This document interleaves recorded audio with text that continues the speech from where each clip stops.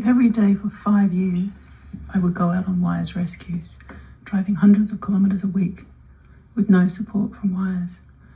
I've always felt alone and unsupported, relying on my community of other carers around the country, linked together on social media and by messenger.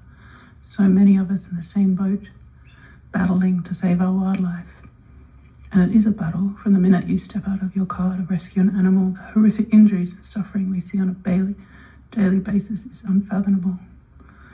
All this suffering, of course, is man-made. Cars, dogs, fences, habitat loss. We wildlife carers pick up the pieces of lives ruined every single day. We have no assistance with fuel or car expenses, no assistance with basic triage and first aid supplies, no assistance with vet help, no help with enclosures or housing, or even emotional support. It's traumatic dealing with a weeping human who's just hit a kangaroo with their car. Traumatic when they hug you after you say that, yeah, this one I can save, and you know how many hours it will take out of your day, 5 or 6 hours, only to have a vet euthanize the animal because they're really just too busy that day and it's easier to euthanize than to treat. It's traumatic when you bring an animal home for rehab and they die. The small percentage of animals that you can help is enough to keep you going. Imagine the elation when their treatment goes well, their wounds heal and they begin the long process to be well enough for release.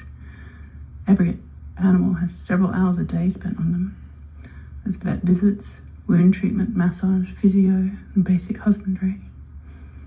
Can you imagine the elation when that animal is finally ready for release after months of treatment? And now imagine what happened to me.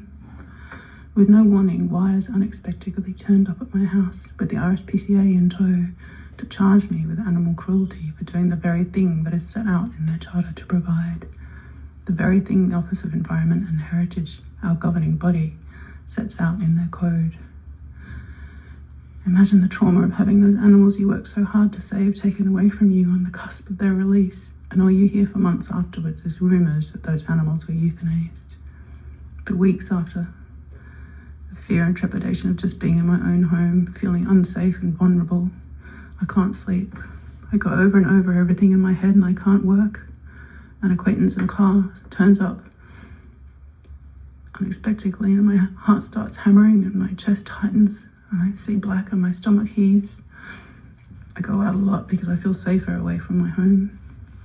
What's happened to my animals? They will never cope being handled by someone else. The trust is built between carer and animal, and I feel so sorry that I've let them down. I'm trying to do the best I can. Where was my offer of help when I was rehabilitating my animals? Couldn't Wires afford a vet to visit carers or provide centralised care facilities? So the caring of animals is not all on the shoulders of just a handful of carers. Wires will not assist by paying vets or providing vets for us. We have to drive sometimes hundreds of kilometres to get to see a vet that will have the time and hopefully the experience of treating wildlife. Actual wildlife vets are so few and far between, the chances of seeing one of them is slim to non-existent. Right now I'm rudderless and without purpose. I'm still getting calls every other day from people to come and help their wildlife, hit by car, stuck in fence, bitten by dog.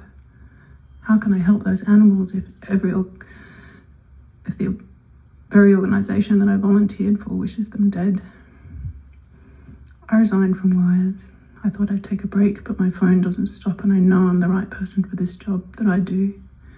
I have the equipment, the intestinal fortitude, the time, and nearly a decade of knowledge and experience. I'll keep going and I'll find a way to help. Why didn't I leave Wires sooner?